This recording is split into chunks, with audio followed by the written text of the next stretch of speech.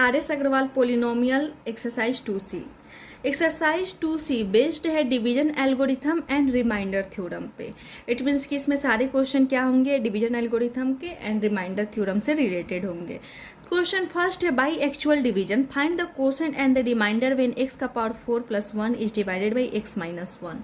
हमें x के power 4 + 1 को x - 1 से डिवाइड करना है, तो जिसे हम डिवाइड करते वो क्या हो जाता है, डिविडेंड हो जाता है। इट मीन्स कि यहाँ पे x का पावर 4 + 1 क्या है, डिविडेंड है।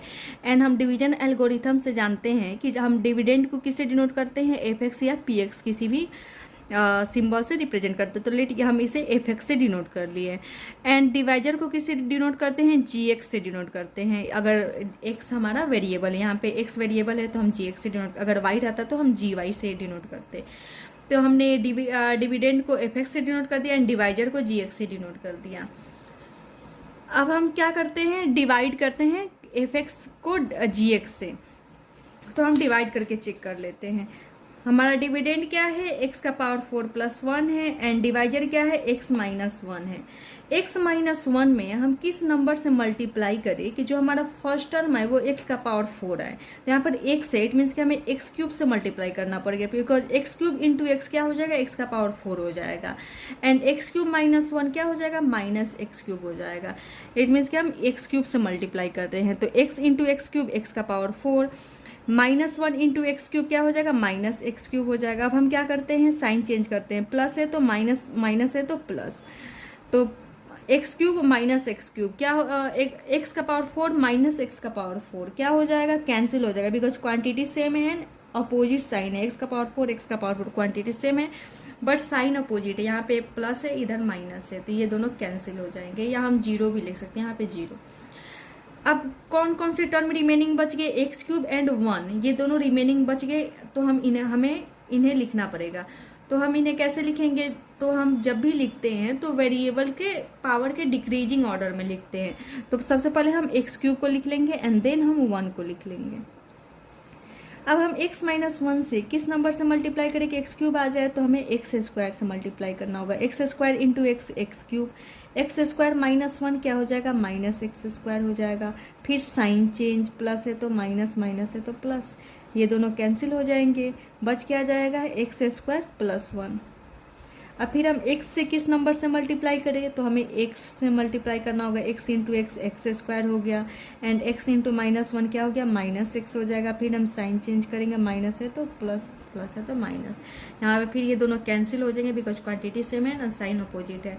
अब क्या बच जाएगा, x + 1 बच जाएगा। अब हम x - 1 में किस नंबर से मल्टीप्लाई करें कि फर्स्ट टर्म हमारा x आ जाए, तो हमें 1 से ही मल्टीप्लाई करना होगा। तो x इंटू 1 x हो गया एंड 1 इंटू -1 क्या हो गया, -1 हो गया। फिर हम क्या करते हैं, साइन अपोजिट करते हैं। अब प्लस है तो माइनस, माइनस है तो प्लस। फिर क्या करते हैं, +x -x कैंसिल हो जाएगा, +1 + 1 2 हो गया। यहाँ पे हम देख रहे हैं जो यहाँ पे रिमेनिंग बचा है वो क्या है, gx, उसकी डिग्री gx से कम है। 2 क्या है, कांस्टेंट टर्म है, और कांस्टेंट टर्म की डिग्री क्या होती है, 0 होती है ना। तो यहाँ पे हमारा जो gx है, डिवाइजर है, उसकी डिग्री 1 है, जबकि जो रिमाइंडर बचा है उसकी डिग्री 0 है। इट मीन्स कि प्रोसेस हम यहाँ पर ही स्टॉप कर देंगे।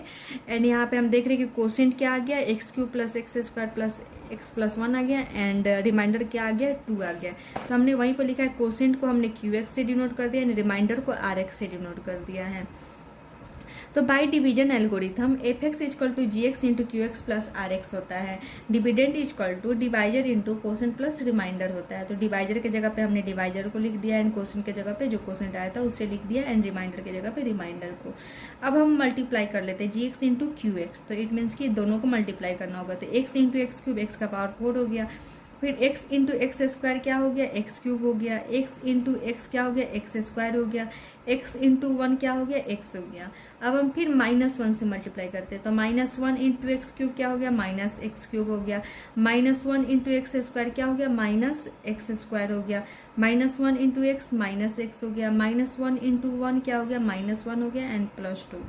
अब देख रहे हैं कुछ कैंसिल हो रहा है, तो x³ - x³ कैंसिल हो जाएंगे, x² - x² कैंसिल हो जाएंगे, +x - x ये भी कैंसिल हो जाएगा। बच क्या आ जाएगा, x का पावर 4 एंड यहाँ पे -1 + 2 क्या हो जाएगा, +1 हो जाएगा। Minus plus minus, it means के नंबर को हम सब्सट्रैक्ट करेंगे तो 2 - 1 दैट इज़ 1। एंड यहाँ पे साइन क्या हो जाएगा, जो ग्रेटर है दैट इज़ 2, 2 का साइन क्या है, प्लस है तो प्लस लगा दिया।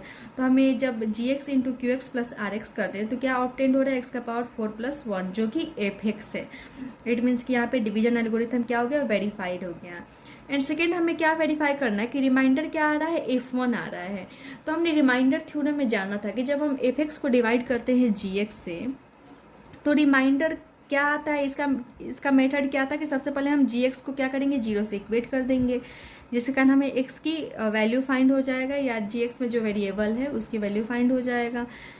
अब इस वैल्यू को जब हम f(x) में पुट करेंगे तो जो f(x) की वैल्यू आएगा उसी ही हम क्या बोलते हैं, रिमाइंडर बोलते हैं। इट मीन्स कि यहाँ पे x की वैल्यू 1 आया, इट मीन्स कि हमें f1 जब हम फाइंड करेंगे तो वो क्या हो जाएगा, रिमाइंडर हो जाएगा। तो f1 फाइंड कर लेते हैं।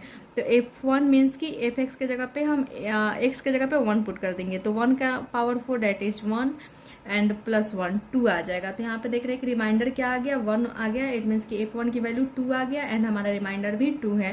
तो यहाँ पे रिमाइंडर थ्योरम भी क्या हो गया, वेरीफाइड हो गया, साथ में डिवीजन एल्गोरिथम भी वेरीफाइड है। तो हमने उसी को यहाँ पे लिखा, ये फर्स्ट था। एंड सेकेंड f(x) जब हम कैलकुलेट किए तो ये आ गया, सॉरी इन सबको मल्टीप्लाई किए तो x⁴ + 1 आ गया जिसकी वैल्यू f(x) के